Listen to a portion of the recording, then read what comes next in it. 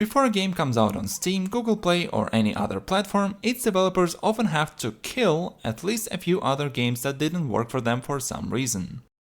Hi, my name is Ivan and my graveyard of unfinished prototypes has grown enough to make another video about this topic. But before we begin, let me introduce you to my newest champion, the game I'm certain I'll finish and publish online.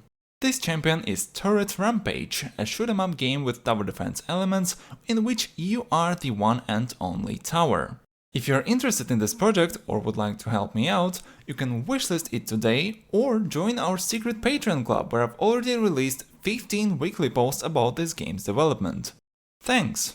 And now let's take a look at the games I had to leave behind to find this one champion. The first game, Booncy Gulfball, is the one that has the most advanced graphics out of all the games in this video. Its main idea is exploring colorful animated art, solving simple puzzles, and collecting all the breadcrumbs on a level while playing as a golf ball. I believe the main reason I left it behind is the enormous amount of hours it takes to make one level that players will be able to finish in mere seconds. After making Blow and Fly with simple but 100% unique backgrounds in every single level, I was just too tired to accept that kind of a challenge again. Unlike the first prototype, the second one, Divide and Subdivide, didn't have any art apart from these mockups, but had a dozen of nice levels and pretty solid mechanics.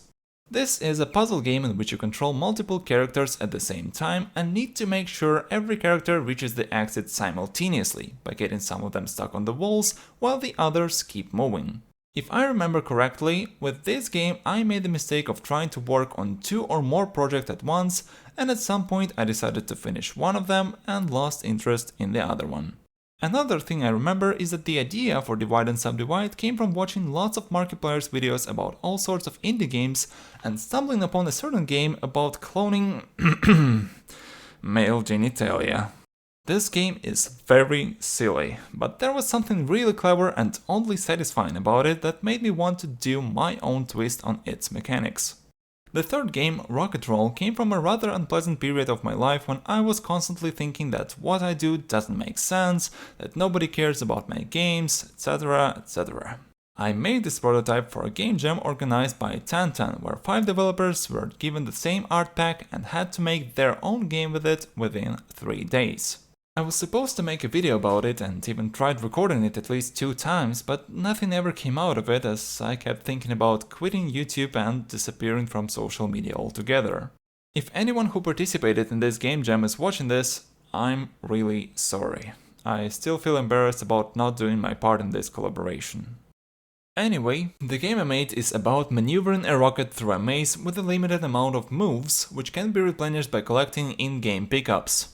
The controls-related part of this game came from Game Maker's Toolkit Game Jam, where developers had to make a game around the theme Out of Control. I didn't participate in that jam, but played many games created for it and got inspired to try and make something similar myself. Truth be told, I think this game could have been a lot more fun if there were no imposed limitations and it was just a maze game with a clumsy, unstoppable rocket. The fourth prototype was born from seeing how cool and smooth are the Soul Blades in Disc Room, a game by some of my favorite game developers. You are playing as a Soul Blade that's constantly falling to the left and have to collect all the pickups without touching any of the walls. You start with 3 dashes at your disposal and each pickup resets the amount of dashes you can use to reach the next pickup. And the last game for this video was an attempt to make satisfying aim for a gamepad. It is a party game where each of the 2 players has to use their revolvers to perform different tasks. For example, in the only minigame I prototype, you need to find the wanted cowboys and shoot them before your opponent does it.